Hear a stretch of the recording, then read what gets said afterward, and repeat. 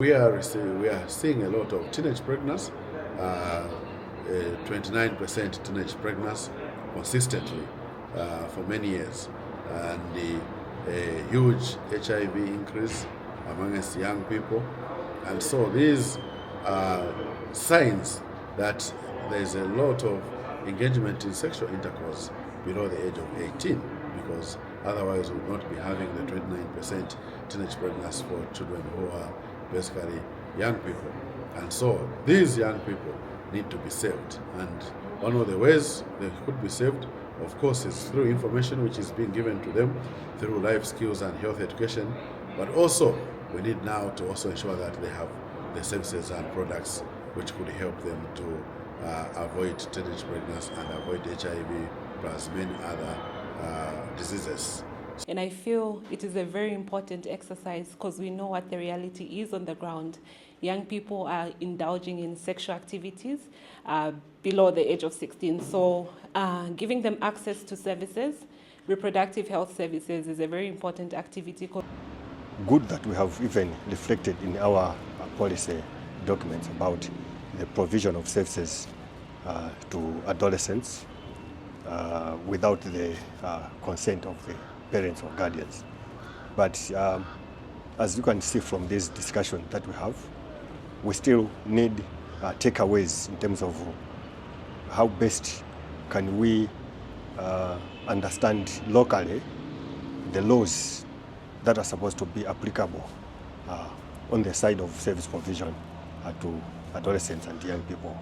I think the key takeaway is there's still need for the discussions on whether there should be an age limit on who is to access the sexual reproductive health services, because I feel like there is a lot of conflicting suggestions in as far as that is concerned, because one might speak on a parent's perspective, another may speak on an advocate's perspective, and another may speak on a youth or a child's perspective. Because to begin with, the parent's perspective, I think we might say it should be a very difficult thing to say my child who is maybe under the age of 21 should be going and getting sexual reproductive health services. But should we deprive those children of, that is the question anyways, should we deprive those children of those services? The answer is definitely no. From maybe an advocate's perspective, the question might be, if we put an age limit, what about the others that are below that age limit but they are sexually active? So I think there's still a lot to be discussed in as far as the age limit is concerned on who is to get the sexual reproductive health services. And from the child's perspective, I'm a child. I have my parents would be considering me as a child even when I'm grown, but up until today, I don't think they will be very open-minded in telling me that yes, go ahead and go get sexual reproductive health services, or maybe we might say contraceptives, because parents always see us as innocent in their eyes. So it's something that needs to be discussed. There's need for further discussions, and maybe also enlightening the parents, the advocates, and even the children, so that each and every single one might be or might get what is best for them, the parents, the children, but then also the advocates.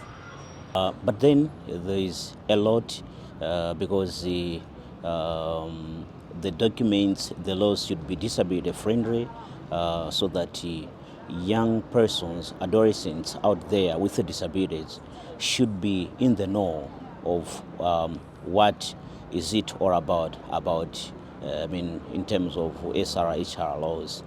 And also the documents should be some in Braille and large prints, so that those with visual impaired and other impairments should be also be included.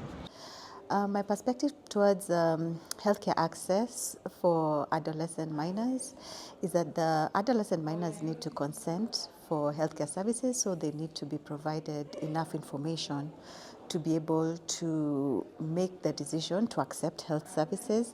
However, they also need parental or guardian consent for the guardian to be able to take responsibility because they're able to understand better the risks and the benefits of the treatments that the healthcare worker is providing. In addition to this, the parent to the adolescent is also there to facilitate the adolescent throughout the course of treatment for whichever ailment that there'll be, because it goes more even than the actual consenting on a piece of paper. It's more about the moral support, the spiritual support, and the guidance that they do provide to the adolescent when they're having any health issue. The recommendations that stood strong were not only from the room, but mainly the stakeholders, adolescents who have gone through various issues in regards to healthcare. There are those who are adolescent moms, there are those who are teenage dads, there are those who are who were adolescents in drug use and alcohol use, and also young sex workers who began their activities in adolescence. The recommendations that stood out was the multisectoral approach when it comes to healthcare.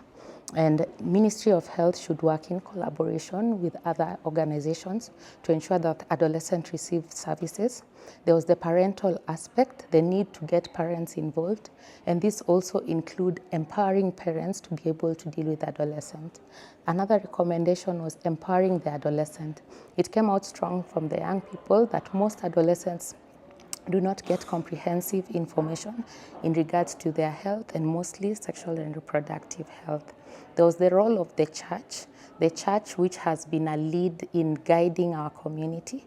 Adolescents felt and young people feel that there need to be improvement when it comes to church leaders and acceptance in whatever situation they are going through. Now the question is, we have Article 11 in the Child Code Act that requires that any child will get any services in terms of health and related with parental consent or support, and it is the responsibility. Whilst they have a right to health, it's the responsibility of the parent or guardian to get them these health services. Therefore, our health system is unable to give SRH services or products such as contraceptives to children under 18 years because they need parental consent. So if they are going to get these, they need to have parental consent. And where a child has been found, for example, pregnant below 16, our health service has invited, for example, police to come and interrogate to who pregnanted the under 16. Now, of course, that is providing a challenge to the issue of consent, because for these children who are under 18, they are having a challenge to access these services and products. And so what we are looking at as policymakers in terms of legal and working with government and other stakeholders is to have a provision that will allow SRH services to reach young people below 18 without much hindrance, with a bit of ease.